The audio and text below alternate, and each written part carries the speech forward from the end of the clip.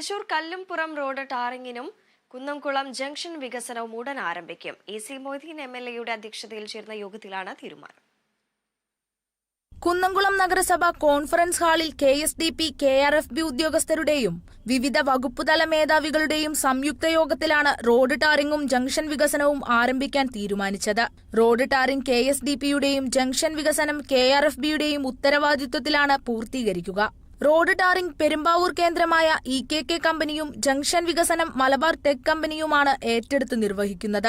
ഇവിടെ വികസനത്തിനെതിരായി നിൽക്കുന്ന സമീപനം ഒരു ഭാഗത്തുമല്ല. എല്ലാവരും കൗൺസിലർമാരും ഞങ്ങളെല്ലാവരും കൂടി കഴിഞ്ഞ ദിവസം 400ഓളം ആളുകളായി വന്നിരുന്നു. ഈ വർക്കിനെയൊക്കെ ബാധിക്കുന്ന ആളുകൾ. അപ്പോൾ ഒരു സ്ഥലത്തുമില്ലാത്ത പോസിറ്റീവായ ഒരു സമീപനം ഈ വർക്കുകളെ കുറിച്ചുകൂടി ഏതെങ്കിലും പ്രശ്നങ്ങൾ വർക്ക് തുടങ്ങുമ്പോൾ ഏതെങ്കിലും ഉണ്ടായിക്കൂടാന്നില്ലോ. അപ്പോൾ നമുക്ക് സങ്കീർണമാക്കാതെ നമുക്ക് ഒരുമിച്ചിരിക്കുകയും ചെയ്യാം, പ്രശ്നങ്ങൾ പരിഹരിക്കുകയും ചെയ്യാം. തൃശൂർ മുതൽ കല്ലുംപുറം വരെയുള്ള ജില്ലയിലെ റോഡ് വികസനമാണ് ഇതോടെ യാഥാർത്ഥ്യമാകുന്നത്.